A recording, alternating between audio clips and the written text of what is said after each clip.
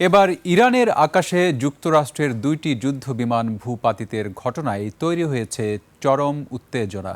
মার্কিন বিমানের ২ ক্রুকে উদ্ধার করা হলেও এখনও নিখোঁজ একজন।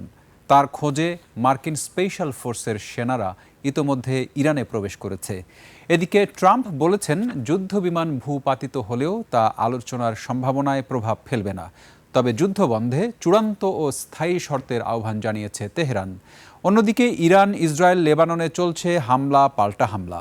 আর হরমুজ প্রণালী দিয়ে জরুরি খাদ্যপণ্য চলাচলে অনুমতি দিয়েছে ইরান। আরও জানাচ্ছেন আফসানা নীলা। নায়াসিনামাইড ও স্যালিসাইলিক সমৃদ্ধ লিলি ফেস ওয়াশ যা ফেসের ডেড স্কিন সেল দূর করে দেয় দ্বিগুণ ফাস্টার ব্রাইটেনিং। ইরানে একদিনে পরপর 2টি মার্কিন যুদ্ধবিমান ভূপাতিত হয়েছে। তল্লাশি চলছে নিখোঁজ পাইলটের।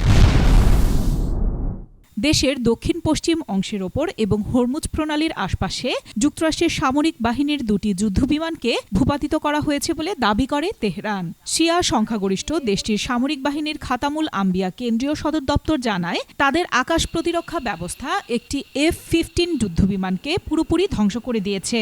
পরে ইরানের সামরিক বাহিনী একটি A-10 উড়োজাহাজকেও নিশানা করে, যা উপসাগরে বিধ্বস্ত হয়। ইস্পাহানেও ধ্বংস করা হয়েছে একটি ড্রোন।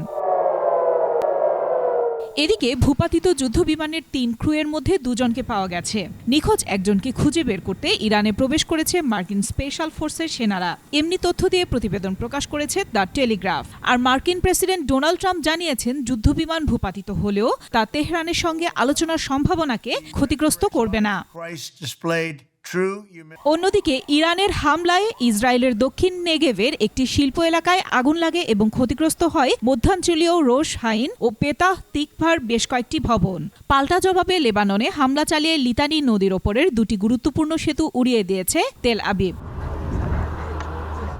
এর মধ্যেই মাসব্যাপী চলা যুদ্ধ শেষ করতে চূড়ান্ত ও স্থায়ী শর্তের আহ্বান জানিয়েছেন ইরানের পররাষ্ট্রমন্ত্রী আব্বাস আরাগচি। তিনি বলেন, মার্কিন গণমাধ্যম ইরানের অবস্থানকে ভুলভাবে উপস্থাপন করছে। সামাজিক যোগাযোগ মাধ্যম এক্সে দেয়া পোস্টে আরাগচি বলেন, অবৈধ যুদ্ধের একটি চূড়ান্ত ও স্থায়ী সমাপ্তির শর্তগুলোই আমাদের কাছে গুরুত্বপূর্ণ। এর আগে 48 ঘণ্টার যুদ্ধবিরতি প্রস্তাব প্রত্যাখ্যান করে ইরান। এদিকে মধ্যপ্রাচ্যের উত্তপ্ত পরিস্থিতির মধ্যেই হরমুজ প্রণালী পার হল ফ্রান্স, জাপান ও ওমানের 3টি ট্যাঙ্কার। যুদ্ধ শুরু হওয়ার পর প্রথমবারের মতো নিরাপদে হরমুজ পাড়ি দিল এসব বাণিজ্যিক জাহাজ। গুরুত্বপূর্ণ এই নৌপথ দিয়ে মানবিক ও কৌশলগত পণ্যবাহী জাহাজ, বিশেষ করে খাদ্যপণ্যের জাহাজ চলাচলের অনুমোদন দিয়েছে ইরান। আফসানা নীলা, ডেস্ক রিপোর্ট, 21 টেলিভিশন।